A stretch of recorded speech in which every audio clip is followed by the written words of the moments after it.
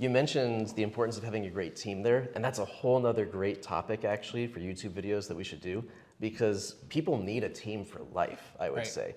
And of course, we're very real estate, centric in our perspectives. So when I start that list on my head, I'm like, everyone needs a good, realtor, a great lender, but it's more than just that, right? Everyone needs a great realtor, lender, a great insurance agent, right? A great lawyer for when you need a lawyer. If they're investor clients, we work with a lot of investor clients, they need a great property manager. It's really important that people have professional relationships already existing with these particular kind of people. A great contractor, fix-it-person handyman, right? Like, you gotta have these people ready to go. Save them on speed dial in your phone, if speed dial is still a thing. I don't know what it's called now, the favorites list, right? I mean, you're literally in my favorites list. I have family members that aren't. You're in my favorites list. I mean, it's really important to, have these people ready to go to help you reach these huge life milestones, such as buying a home, selling a home, refinancing home. These are major financial decisions. And that's something that you can't commoditize by just saying who's got the cheapest price they advertise online. Right?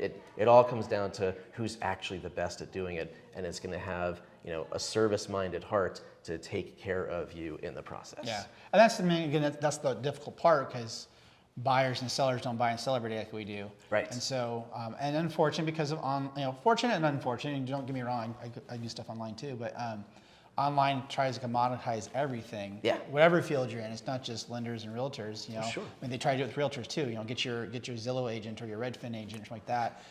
And again, it's like, I get the idea of value, but what are you giving up? And you don't know what you're giving up in value, because you don't realize that and again, because we talked about how on the lending side, how the letter makes a difference. Well, this might be another video going on right now, but I'll tell you on the seller side, who your buyer's agent is makes a huge difference. It does. It's reputation as far as from a listing side. Is this buyer's agent going to do their job? Or am I going to have to do both sides of the transaction because this person doesn't return calls, they don't respond, and I want to make sure I'm doing good by my client, the seller, so I'm just going to pick up the slack. That happens. But there's also he's saying that from a realtor perspective. Yeah, from a realtor, realtors, we all know who's great to work with. It's the same sort of thing. Yeah, we all know who takes your phone calls and who doesn't. And it's really amazing how many, in both our industries, unprofessional people there are. But the other thing too is, how do you structure that deal? So it takes both. You might have a great lender, but then if you're working with an agent who's maybe new, could be family, or just who's not very responsive, and they don't structure the deal right to highlight, that's a big difference. Professional agents are going to try to reach out to the seller, find out, hey, what's the pain pleasure points of your sellers? Do they want a long close, or do they want a short close? Find out what it is they want, so that, okay, if we can accommodate that, we'll put that in the offer. We'll accommodate the longer close. Are they worried about repairs? Okay, well, my guy's pretty handy. He can fix stuff.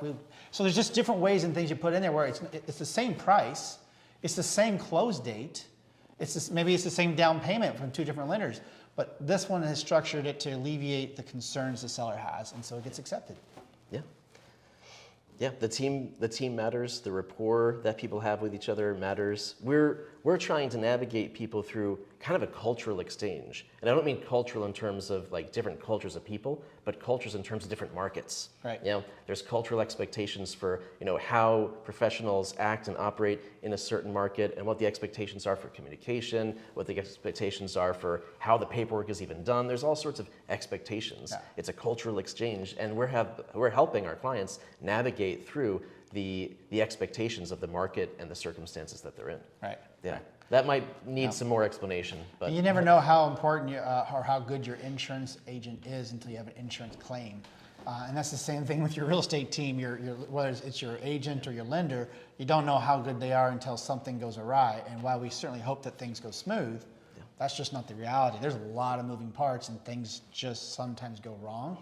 And who's going to be there to take care of it and manage that stress? And that's part of the challenge there is, we don't want to convince clients our value using fear-based thinking, right? I mean, on a good day, we make it look easy by insulating them from all of the stress and all the communication and all the logistics that are going on behind the scenes. Absolutely. Right? If it were easy, you wouldn't have 2 or 3 people on your team at a time, and I wouldn't have now 4 people on my team. Like, we just added someone, Right. I mean, like, there's this, if it looks easy, that means your agent's probably doing a great job for you. I can think of a deal where we closed the sale of a house actually for a mutual friend of ours, and there were over 1,400 pages of email communication notes in that file Holy for cow. selling one house. That's a lot of emails. Because you know we have to save all that stuff for record keeping, and that was just email. I mean, who knows how many, you know, post-it notes and sleepless nights and all that stuff, right? Yeah. But it takes a team. You got to have great team members who are going to serve you well and work great, play nice with all of the other team members, you know, in the community that they're working hopefully very cooperatively with to help our clients reach shared goals. Yeah.